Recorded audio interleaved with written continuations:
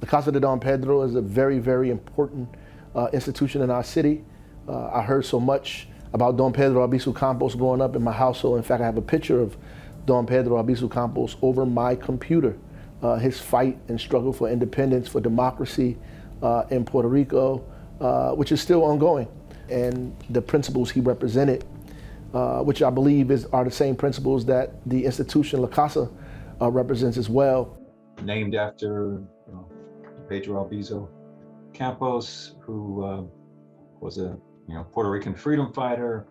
I always regarded that as a bit special about La Casa. Everything is special about La Casa de Don Pedro. I know this is a broad answer.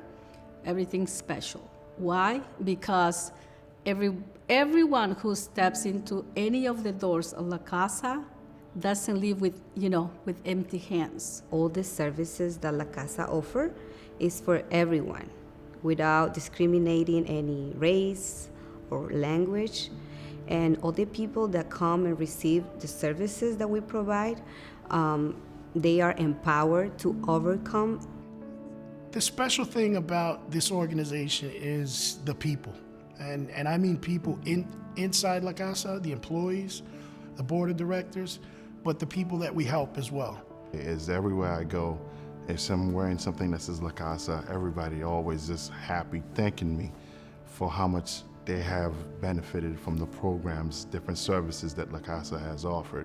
What I think is really special about La Casa de Don Pedro is a lot of the programs that we offer impact lives, and the impact that they provide can stretch across generations. We have an employee who works with us who began as a volunteer, actually a client, and then became a volunteer, and then has grown through various positions and is now a valued and very important part of the team we have at Personal Development.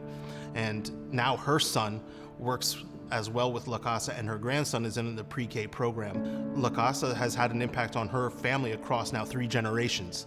We've had a tremendous impact in our community because we embrace everyone. We're a diversified organization. We have all sorts of employees, Hispanic, African American, Caucasian. We embrace everyone. So we are a reflection of our community. The beauty of La Casa in terms of changing, though a lot has changed, but what it has not lost is its touch on people and individuals. La Casa, again, has grown exponentially, but has never lost sight of its mission. It is an organization that has good roots. It has great potential. I think it has a much more solid foundation, both in terms of its organizational structure, in terms of its financing, in terms of its portfolio of programs that it offers.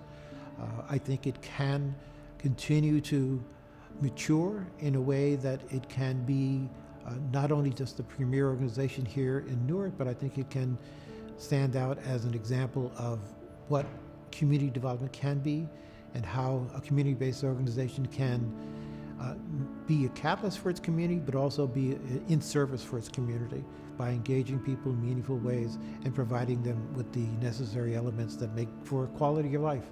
There are many ways that La Casa interjects itself into the lives of families, that enrich their lives, that gives them the tools, the resources. It goes back to our mission about fostering self-sufficiency and empowering people and revitalizing community. That foundation that was the mission of the founding members continues to be meaningful, because as the city develops and the city as a city still captures people who are still coming to the city for opportunities, we have people who need the kind of support that La Casa offers, whether it's pre-K programs or whether it's assistance in paying the utility bills or being able to find affordable housing.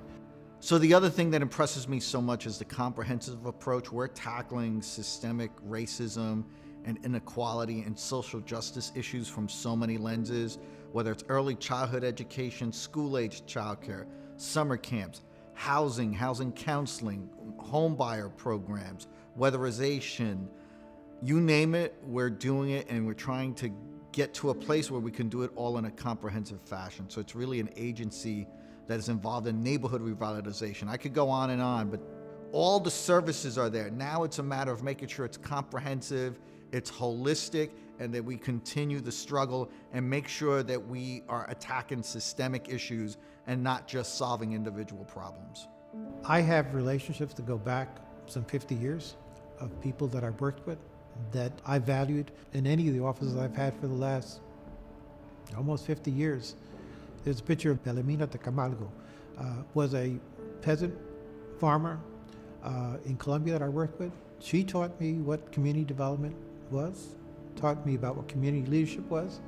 She has been an inspiration for me in terms of my career, in terms of engaging people and working in community. I remember her, but I remember all the people that I worked with, and left, I think, an impression that I had been a positive force in their lives, but also in terms of providing service to their community. And everybody has a Ray story about how he helped them, how he, he helped me learn how to buy my first house. He had my first job. He helped me with my first interview. Those are the things that are not on paper or organizational things, but when I listen to those stories about the time he took as a leader to show empathy and to help them with a personal problem, I think to me, those are the measures of success that I think matter most for a leader. Festival de la Familia is one of the events that really has stuck with me. I mean, we put on an annual street festival, and the great thing is Ray is out there pushing brooms at 7 p.m. after Festival, helping us clean up so that we leave the streets exactly as we found them early that morning. So I think that image of Ray pushing a broom and picking garbage up is probably what will stick with me most. Earthquake happened in 2010. That was in January 12, 2010. Few weeks later, I ran into Ray at 75. First thing that he said to me, "How's your family? How they doing?" And mind you, I was working at La Casa somewhere around like 8 or 9 months, thinking that he didn't notice, he didn't know who I was, but just to show how much he cared, how much he knows about his employees at the time, that the first thing was wondering if my family was okay. When I think of Ray, I think of all of these things. I think of the fact that he is a complex individual, like we all are, who has won a lot of battles, who has won a lot of fights to support our community and really enhance the quality of life of Greater Newark. And I also think of someone who has learned also to be humble over the years too, and know what can and can't be done, and that sort of multifaceted struggle of work and the kind of impact that one wants to make in the world. He has been a leader that didn't ask you to do something he wouldn't do himself. For example, if the maintenance person didn't come in, he wouldn't mind picking up the broom and having to sweep if he had to. And that proved to me that his actions led as an example for me and what I should be doing myself in my career. With him, I learned what a leader is. If he had to roll his sleeves to have the job done, he will. So leading by examples, that's what makes a good leader. And so Mr. Ocasio is that type of leader. One of the things that I appreciate about Ray is his ability to think through difficult circumstances and ability to identify resources that are just critical to our community. Ray has been, he's been a friend. He's been someone I've learned a lot from. I mean, I guess what I've been most impressed by with Ray is he's always been thoughtful in his comments. He brings a really amazing background to his work. My words at this point, I won't call them parting, but just to a sincere thank you, Ray, for everything you've done and for everything that you will continue to do, I'm sure. I know you're not finished. This is another, a transition for you, a stop in this ride, and I'm sure you enjoyed yourself, and many other people lives are better because you were engaged in it. And I wish you the best, man, and whatever you're doing, decide to do after this. Take care of yourself, rest a little bit, but I know you're going to be back at it as soon as you can. Godspeed to you, man. And we here, the city. I'm here, still around.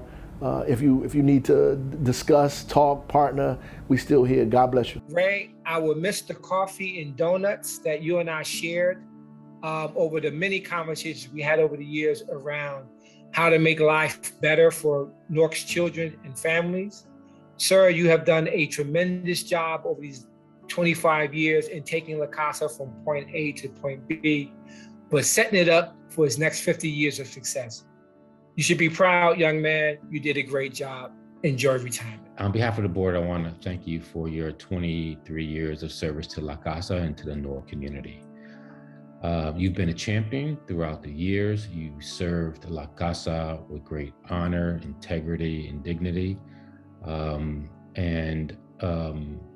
You served the Newark community with great distinction. It's been a great pleasure. I am honored to have the chance to have worked with you.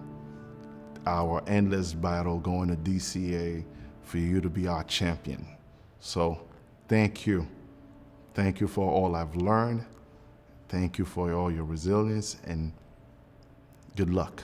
Ray, rest, relax, find something else that you're going to be passionate about, and give your wife a break once in a while and get out and enjoy your grandkids, enjoy your family, enjoy your time. As I said in my note, I hope this isn't goodbye. I hope it's just see you next time. So long, hasta la próxima, and definitely not goodbye, because I hope to still see you. You're my friend, you're my mentor, and I love you. Jefe, I wish you the happiest and healthiest retirement ever. You truly deserve it.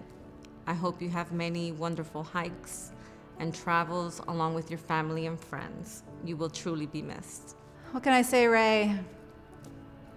I hope that you get to travel as much as you did years ago. I hope that you continue to travel with your grandchildren, and someday, perhaps even smaller great-grandchildren down the line. I wish you so much joy, so much happiness, so much peace. We talked about this, right? You showed me that video of your grandson performing Hamilton, and I go back to that song, right? One last time, that every man shall sit under their own vine and they shall not be afraid. Brother, you have no fear. You have nothing to be afraid of. You just get to sit under that very long vine that you've created and enjoy it. I think people forget that you were doing this 29 years before you came to La Casa. So it's 52 years of service around the globe, and that is such a blessing for you, a blessing for your family, and we just wish you nothing but the very best. Mr. Ocasio, your legacy will live forever. You changed so many lives. Maybe you're not even aware about that, but you have changed a lot of lives.